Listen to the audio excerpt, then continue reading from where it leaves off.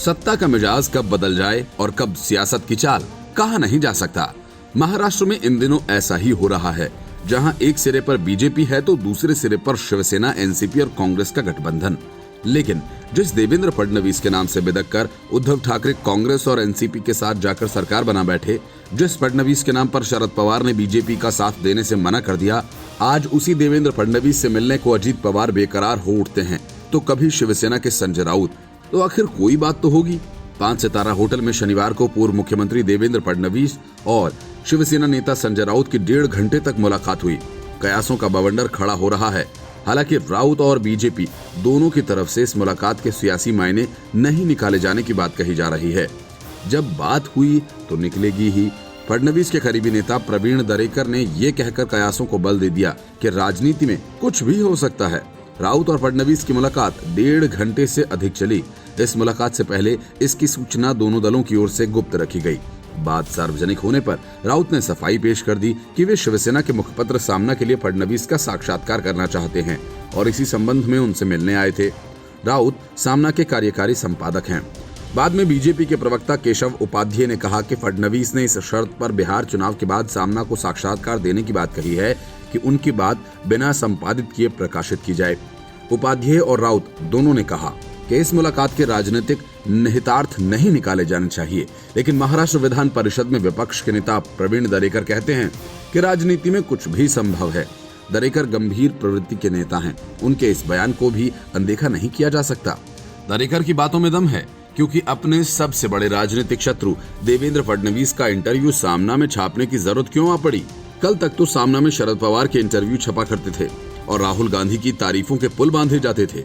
उस सामना में फडणवीस का इंटरव्यू, और इस बदले हुए हालात में ये बात आसानी से हजम होती नहीं है, क्योंकि अगर इंटरव्यू लिया गया होता तो बात समझ में आती।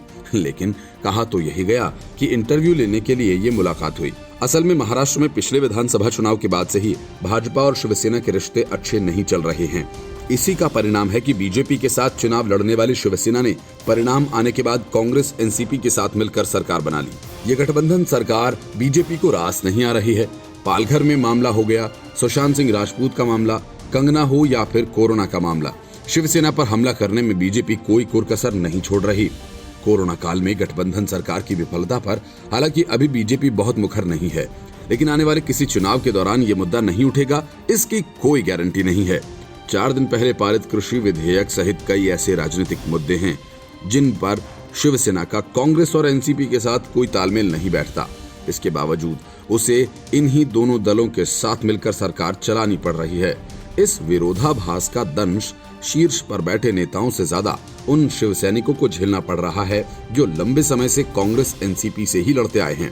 चुनावों के समय ये विरोधाभास जमीनी स्तर पर शिवसेना को भारी नुकसान पहुंचा सकता है। विधानसभा चुनाव के बाद एनसीपी और कांग्रेस के साथ मिलकर सरकार बनवाने में राउत की भूमिका महत्वपूर्ण रही थी। फिलहाल राज्यसभा सदस्य राउत को ही गठबंधन सरकार का शिल्पकार माना जाता है। कुछ दिनों पहले ही राउत ने ट्वीट कर बीजेपी शिवसेना के संबंध सुधरने के संकेत दिए थे। अब सवाल ये उठ रहा है कि क्या ये मुलाकात दोनों दलों के संबंध को पुनः गठबंधन के स्तर तक ले जाने का प्रयास है। इस मुलाकात के बाद प्रदेश बीजेपी अध्यक्ष चंद्रकांत दादा पाटिल ने भी ये कहकर सवाल खड़ा कर दिया कि वर्तमान सरकार को गिराने का प्रयास हम नहीं करेंगे, लेकिन ये यदि अपने ही अंतर्विरोधों के कारण गिर जाए तो आगे क्या होगा। दोनों नेताओं में ये मुलाकात ऐसे समय में हुई है जब महाराष्ट्र सरकार कई मोर्चों पर घिरी हुई है। महाराष्ट्र बीजेपी के अध्यक्ष चंद्रकांत पाटिल ने भी दोनों नेताओं में मुलाकात की पुष्टि करते हुए कहा कि अटकलें लगाने की आवश्यकता नहीं है। हालांकि अभी दोनों नेताओं की ओर से इस मुलाकात को लेकर कुछ भी सार्वजनिक तौर पर नहीं कहा गया। बताया जा रहा है कि दोनों नेताओं में करीब 2.5 घंटे तक बातचीत हुई। Bureau report, news of India.